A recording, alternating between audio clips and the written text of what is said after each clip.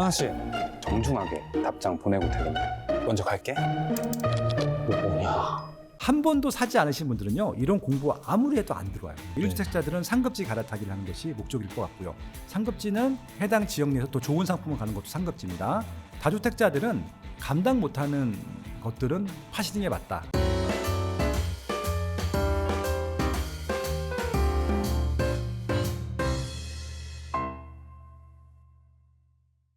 그 이후에 시장을 보면 너무나 지금 가격이 계속 오르고 있는 추세는 계속 네. 지속이 되고 있는 것 같은데, 책 제목에도 그렇지만 저희는 어떻게 해야 될까요? 이제 30대, 40대는 네. 어떻게 이제 결론부터 일단 말씀드리겠습니다. 시간이 길지 않으니까 사셔야 되고요. 살 게 더 명확해졌어요. 그러니까 이제 우리가 지금까지 헷갈렸던 것은 뭐냐면은 박근혜 대통령 때부터 2012년도부터 문재인 대통령 때까지 거의 10년 동안 5년 10년 동안 헷갈렸던 게 이게 사라는 얘기인지 팔라는 얘기인지 헷갈린 거예요. 헷갈렸다가 잠깐 이제 윤석열 정부 3년 정도 했었는데 그땐 더 헷갈렸던 것들인데 오히려 이재명 정부가 취임하면서 헷갈리지 않게 됐습니다. 헷갈린다는 얘기가 뭐냐면은 이게 민주당은 사지 말라고 하는 것 같고 국민의힘은 사라고 하는 것 같은데 그게 아니었던 거예요, 보니까. 그냥 그때 시기에 맞춰서 정책들이 나왔고 있던 것들이었었고요. 왜 그러냐면은 이게 윤석열 정부가 3년 뺏기 되진 않지만 확실히 느꼈던 것은 뭐냐면은 그때도 강남 3구랑 용 3구는 안 풀었어요. 다른 규제는 다 풀었는데 거긴 또 안 푸는 거예요. 심지어는 토지거래 허가도 그때 남아 있었었고요. 그래서 이것들을 어떻게 봐야 되느냐 보니까 많이 올라가는 지역들이라고 알려준 거죠. 그 지역들은 수요가 많은 겁니다. 근데 거기는 다주택을 어차피 못하는 지역들이에요. 1주택자만 하는 겁니다. 근데 규제라고 하는 게 대부분 다주택 규제이거든요. 그럼 거기는 1주택자들은 규제를 안 받는 거잖아요. 그럼 여기서 답이 나온 거죠. 아무리 규제 지역이 한다 하더라도 규제를 하던 하지 않든지 간에 1주택 하는 것들에 대해서는 규제가 없다고 보면 된다고 하는 메시지를 드리고 싶었던 게 이 책의 첫 번째 목적이었었고요. 그러면은 비싼 지역은 어떻게 사느냐? 비싼 지역은 원래 못 사요. 그거는 지금 못 사는 게 아니라 10년 전에도 못 샀고 20년 전에도 못 샀어요. 우리 부모님들도 못 샀어요. 차근차근 갈아타기에서 올라온 것이지 처음부터 비싼 집을 산 사람들은 없거든요. 근데 우리는 하도 매스컴에서 비싼 집들만 보다 보니까 강가고 있었던 것들이 있었던 거죠. 저도 신혼생활을 고양시에서 시작했고요. 네. 경기도부터. 제 주변도 다 대부분 그렇게 시작을 했거든요. 저도 그렇습니다. 예.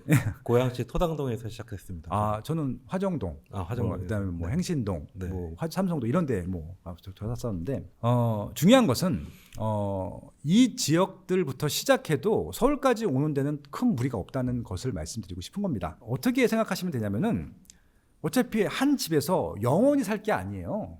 우리가 무슨 뭐 진짜 원래 부잣집이어서 뭐 강남이다 한남동이다 이런 데 살 게 아니기 때문에 애가 없을 때에는요 2년에 한 번씩 이사하면 된다고 생각하시면 될 것 같아요. 네. 2년에 한 번씩. 그러면은 살 때마다 내가 샀다가 팔 때 조금 더 올라갈 수 있는 것들, 그래서 그 올라간 금액으로 조금 더 좋은 거 한 3번 4번 갈아타면요 경기도 좋은 거 뭐 서울서는 웬만한 입지는 갈 수 있을 것 같아요. 그렇게 하시라는 말씀을 드리고 싶었던 것들이거든요.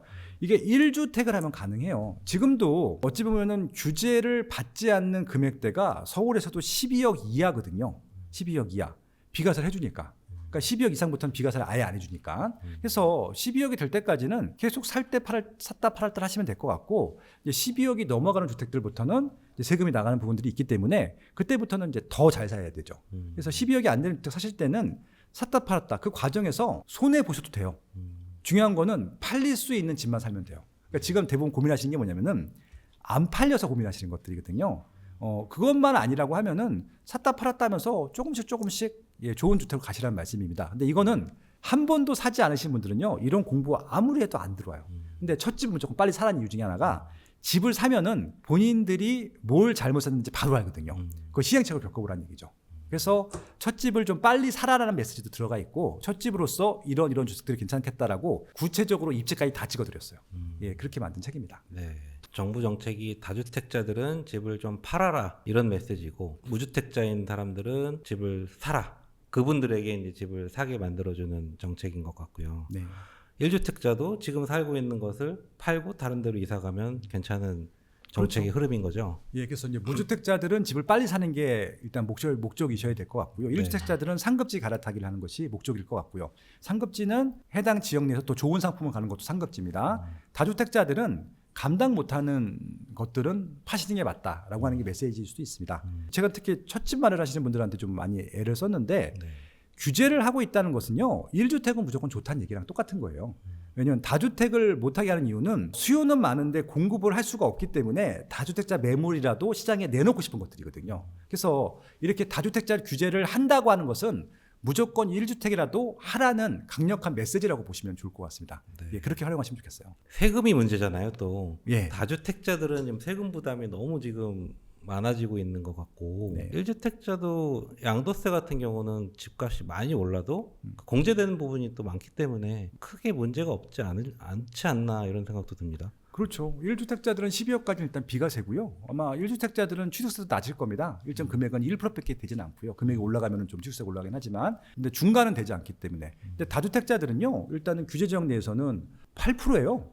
2주택부터 3주택은 12%고요. 네. 또 가산세까지 합치게 되면 더 많고요. 그래서 일단 다주택자들은 집을 살 때부터 10% 전후를 손해보고 시작하는 것들이거든요. 네. 그리고 팔 때 2주택자는 뭐 20%를 더해야 되고 45%에다가 25% 하게 되면 65%까지 최대 낼 수 있고요. 3주택자들은 45%에다 30%를 더 가중하게 되면 75%, 지방소득세까지 합치게 되면 82.5% 내는 것들이거든요. 그럼 취득세에서 12%, 양도세에서 82.5% 내면은 남는 게 없잖아요. 네. 할 이유가 없죠. 또 종부세 또 많이 낼 거니까. 그래서 다주택은 웬만하면 하지 마시라는 말씀을 드리고 싶은 것들이고 다주택을 유지하셔야 될 분들은 이런 분들은 있어요. 일시적으로 겹치는 부분들.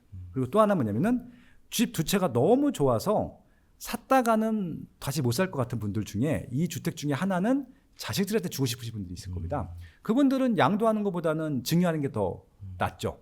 증여취득세가 좀 높긴 하지만 양도소득세보다는 낮으니까 그렇게 하실 분들은 가져가셔도 상관없죠.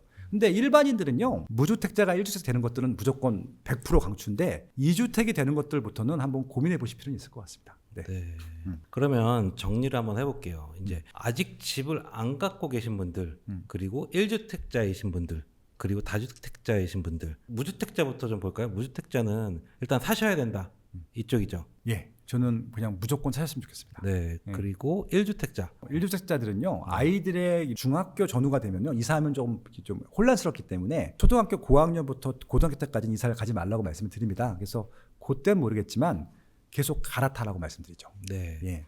그리고 다주택자. 이분들은 이제 세미나나 강연도 많이 다니시는데 네. 다주택자이신 분들은 세금을 뭐 보통 전문가보다 더 많이 아시는 것 같더라고요. 그렇죠. 이거는 세금을 많이 내봐야 그때부터 정신 차리고 공부를 하게 되거든요. 그리고 네. 본능적으로 알게 돼요. 네. 다주택자들은 세무금 계산하시면 다주택을 안 하시는 게 맞고요.